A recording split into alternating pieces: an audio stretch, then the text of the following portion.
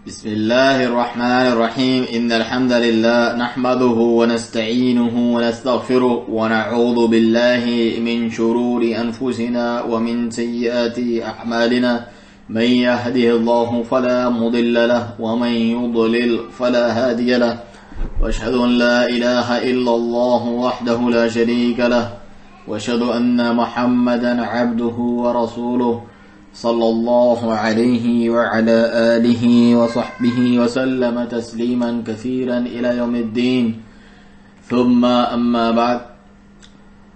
سعودی عرب کے مفتی اعظم الشیخ عبدالعزیز بن عبداللہ علیہ شیخ حفظ اللہ کا کلام جو آپ سے ایک سوال پوچھا گیا تھا، اس تعلق سے انشاءاللہ آج کے درس میں ذکر کریں گے کہ ان تیزی سے گزرتے دنوں میں اپنے نفس کا محاسبہ کرنا. سر آپ جانتے ہیں کس تیزی سے دن، ہفتے، مہینے اور سال گزرتے جا رہے ہیں، تو ہمیں اپنے نفس کا محاسبہ اور آخرت کی فکر کرنی چاہیے.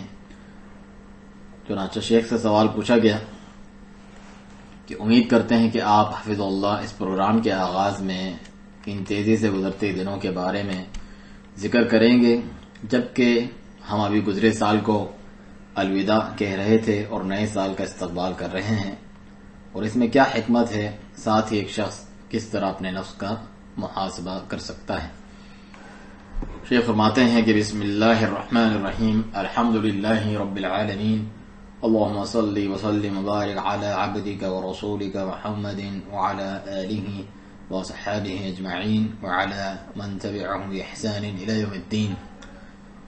اللہ عز و جل نے ہمیں پیدا فرمایا، رزق دیا، اور اپنی کتاب عزیز میں یہ خبر دی کہ عن قریب تمام مخلوقات کو ایک ایسے دن میں جمع کرنے والا ہے جس میں کوئی شک نہیں. سورۃ آل عمران میں فرمایا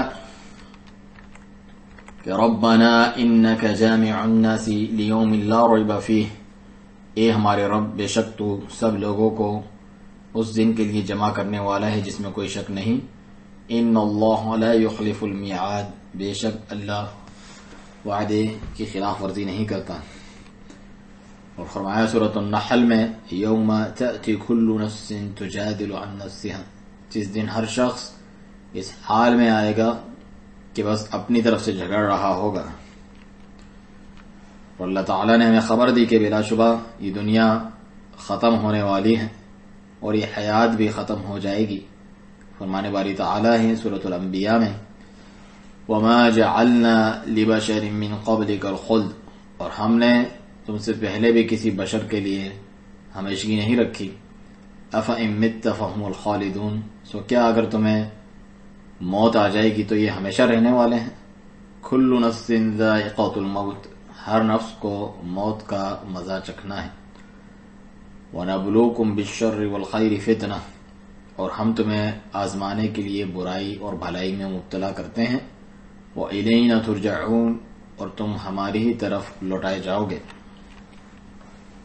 اور فرمایا سورۃ الرحمن میں كُلُّ مَنْ عَلَيْهَا فَانٍ، ہر ایک جو اس زمین پر ہے فنا ہونے والا ہے. وَيَبْقَى وَجْهُ رَبِّكَ ذُو الْجَلَالِ وَالْإِكْرَامِ، تیرے رب کا چہرہ ہی باقی رہے گا جو بڑی شان اور عزت والا ہے. بس دنیا گزرنے کی جا ہے، نہ کہ ہمیشہ رہنے کی. دار عمل ہے، دار جزا نہیں، جبکہ آخرت ہمیشہ رہنے کی جا اور دار جزا ہے. ایک شخص کو چاہیے کہ وہ ہمیشہ اللہ تعالی سے ملاقات کے لیے تیار رہے. آل فرعون میں سے جو شخص ایمان لایا تھا اس نے اپنی قوم سے کہا سورۃ غافر میں کہ یا قومی انما هذه الحیات الدنیا متاع، اے میری قوم یہ دنیا کی زندگانی تو متاع فانی ہے. وان الآخرۃ ہی دار القرار، اور یقیناً آخرت وہی رہنے کا گھر ہے. من عمل سیئۃ فلا یجزی الا مثلها، جس نے کوئی برائی کی تو اسے ویسا ہی بدلہ دیا جائے گا.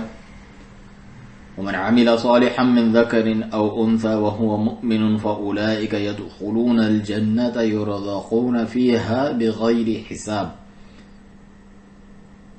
اور جس نے کوئی نیک عمل کیا، مرد ہو یا عورت، اور وہ مومن ہو، تو یہ لوگ جنت میں داخل ہوں گے، اس میں بے حساب رزق دیے جائیں گے۔ بس اے بھائی، دن تو گزرتے جا رہے ہیں اور ہر انسان کو وہ مل رہا ہے جو اس کے لیے مقدر کیا گیا۔ رسول اللہ صلی اللہ علیہ وآلہ وسلم نے فرمایا، ان احدکم یجمع فی بطن امہ 40 یوما نطفہ، بے شک تم میں سے ہر ایک اپنی ماں کے پیٹ میں 40 دن تک نطفے کی صورت میں رہتا ہے۔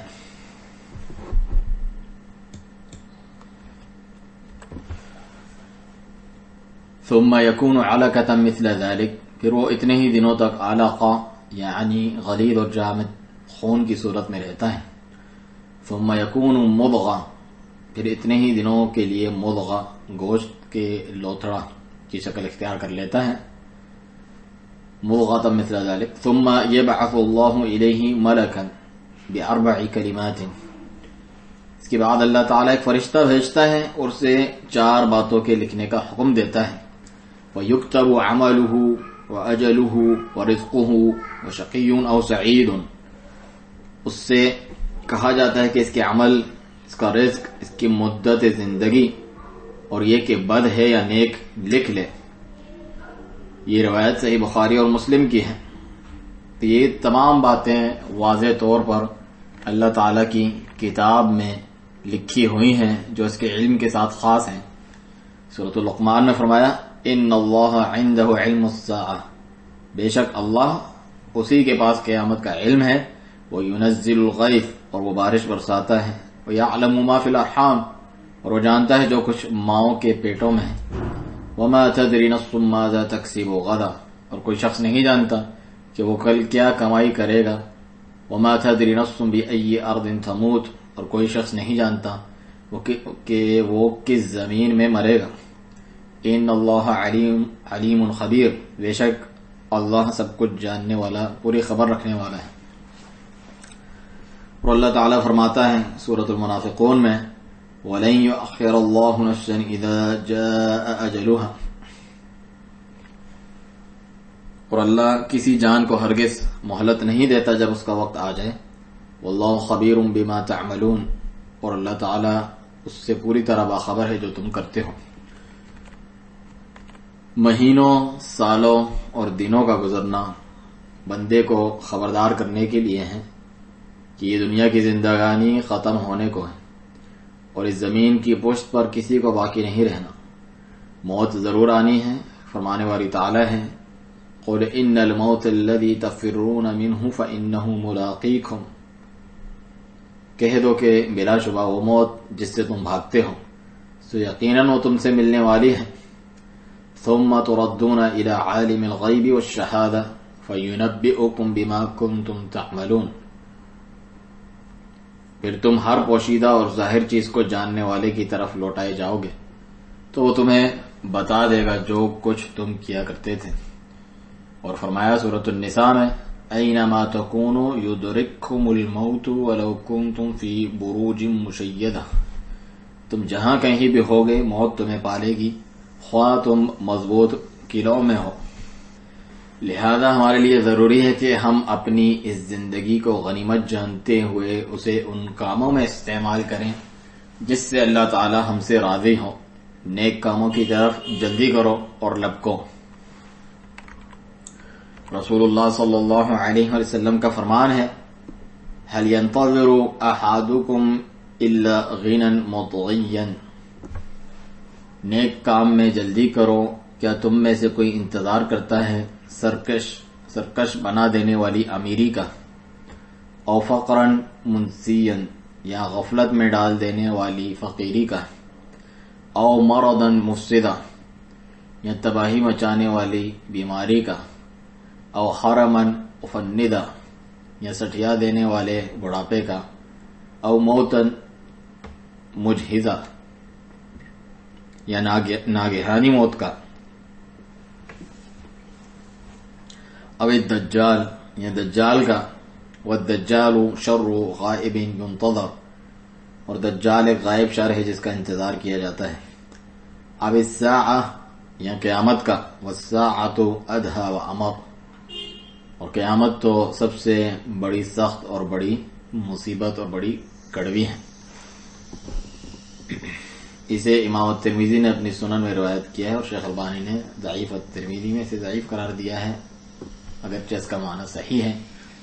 اور رسول اللہ صلی اللہ علیہ وسلم نے ہمیں 5 چیزوں سے پہلے 5 چیزوں کو غنیمت جاننے کا حکم بھی دیا، کہ ہم اپنی جوانی کو اپنے بڑھاپے سے پہلے، اپنی صحت کو اپنے مرض سے پہلے، اپنی امیری کو غریبی سے پہلے، اور اپنی فراغت کو اپنی مصروفیت سے پہلے غنیمت جانیں، یہاں تک کہ ہم اپنے رب کی اطاعت پر مستقیم ہو جائیں، اور ہم اللہ تعالیٰ سے خالص اس کی رضا کے لیے کیے گئے اعمال کے ساتھ ملاقات کرنے والے ہیں انشاءاللہ۔ سورۃ الانشقاق میں فرمایا، یا ایھا الانسان انک قادح الی ربک قدحا فملاقیہ، اے انسان بے شک تو سخت محنت و مشقت کرتے کرتے اپنے رب کی طرف جانے والا ہے، پھر اس سے ملنے والا ہے، لہذا اللہ تعالیٰ سے ملاقات اور اس کے سامنے پیشی لازمی بات ہے۔ اسی طرح سے قیامت کی ہولناکیاں بھی ہو کر رہیں گی۔ سورۃ الحج میں فرمایا، یا ایھا الناس اتقوا ربکم، اے لوگوں اپنے رب سے ڈرو، ان زلزلۃ الساعۃ شیء عظیم، بے شک قیامت کا زلزلہ بہت بڑی چیز ہے، یوم ترونہا تذہل کل مرضعۃ عما ارضعت، جس دن تم اسے دیکھو گے ہر دودھ پلانے والی اپنے دودھ پیتے بچے سے غافل ہو کر اسے بھول جائے گی، وتضع کل ذات حمل حملها، اور ہر حمل والی اپنا حمل گرا دے گی، وترى الناس سکارى وما هم بسکارى ولكن عذاب اللہ شدید، اور تو لوگوں کو نشے میں دیکھے گا حالانکہ وہ ہرگز نشے میں نہیں ہوگے، اور لیکن اللہ تعالیٰ کا عذاب بہت سخت ہے۔ بس اے میرے بھائیوں، نیکی اور خیر کی طرف دوڑ لگاؤ۔ سورۃ آل عمران میں فرمایا، وَسَارِعُوا إِلَى مَغْفِرَةٍ مِّن رَّبِّكُمْ وَجَنَّةٍ عَرْضُهَا السَّمَاوَاتُ وَالْأَرْضُ أُعِدَّتْ لِلْمُتَّقِينَ، اور ایک دوسرے سے بڑھ کر دوڑو اپنے رب کی بخشش کی طرف اور اس جنت کی طرف جس کی چوڑائی آسمانوں اور زمین کے برابر ہے، جو متقی پرہیزگاروں کے لیے تیار کی گئی ہے۔ اور حدیث میں ہے کہ ازہد فی الدنیا یحبک اللہ وازہد فیما فی عید الناس یحبک، یہ سنن ابن ماجہ کی صحیح روایت ہے کہ دنیا سے زہد اختیار کرو تو اللہ تعالیٰ تم سے محبت کرے گا، اور جو کچھ لوگوں کے پاس ہے اس سے زہد اختیار کرو تو لوگ تم سے محبت کرنے لگیں گے۔ دنیا سے زہد کرنے کا معنی ہے اس سے دل نہ لگا لینا، ایک شخص کو لازمی اس میں سے گزرنا تو ہے، جیسا کہ حدیث بھی ہے کہ رسول اللہ صلی اللہ علیہ وآلہ وسلم نے فرمایا، کن فی الدنیا کأنک غریب او عابر سبیل، اس دنیا میں یوں رہو جیسا کہ تم اجنبی یا راہ چلتے مسافر ہو۔ وکان ابن عمر یقول، اور ابن عمر رضی اللہ عنہما فرمایا کرتے تھے، اذا امسیت فلا تنتظر الصباح وَإِذَا أَصْبَحْتَ فَلَا تَنْتَظِرِ الْمَسَاءَ، اگر شام کرو تو صبح کے منتظر نہ رہو، اور صبح کرو تو شام کے منتظر نہ رہو۔ وَخُذْ مِنْ صِحَّتِكَ لِمَرَضِكَ وَمِنْ حَيَاتِكَ لِمَوْتِكَ، اپنی صحت کو مرض سے پہلے غنیمت جانو اور زندگی کو موت سے پہلے۔ یہ صحیح بخاری کی روایت ہے۔ تو شیخ فرماتے ہیں آخر میں کہ الغرض میرے بھائیوں، سال بیتتے جا رہے ہیں، ایک سال کے بعد دوسرا سال، یہ سن 1436 ہجری ہے جو قریب ہی ختم ہونے والا ہے، اس کے بعد 1437 ہجری آئے گا۔ یہ اس وقت کی یعنی کلام ہے شیخ کا، اور اس کے بعد دیکھیں آپ کتنے زمانے گزر چکے ہیں اور کتنے سال اس کے بعد گزر چکے ہیں۔ چنانچہ اسی طرح ایک دن کے بعد دوسرا دن گزرتا جائے گا، یہاں تک کہ یہ سال اور اس کے علاوہ سب سال ختم ہو جائیں گے۔ اللہ تعالیٰ سے خاتمہ بالخیر کی دعا ہے، اور وہ ہمیں توفیق دیں کہ ہم اعمال صالحہ کا توشہ اور زاد راہ اپنے ساتھ رکھیں، جیسا کہ فرمان باری تعالیٰ ہے سورۃ البقرہ میں وَتَزَوَّدُوا فَإِنَّ خَيْرَ الزَّادِ التَّقْوَى، اور زاد راہ لے لیا کرو، بس بلا شبہ بہترین زاد راہ تو اللہ تعالیٰ کا تقوی و ڈر ہے۔ اور اس کے ساتھ ہی شیخ حفظ اللہ کا کلام ختم ہوا۔ اللہ سبحانہ تعالیٰ سے دعا ہے جتنی مفید نصیحتیں وعظ و نصیحت ہم نے سنی اس پر عمل کرنے کی توفیق دے، اور ہمیں مرنے سے پہلے نیک اعمال کرنے، گناہوں سے بچنے، توبہ کی توفیق دے اور تقوی اپنانے کی توفیق دے۔ وسبحانک اللہم وبحمدک، اشہد ان لا الہ الا انت، استغفرک واتوب الیک۔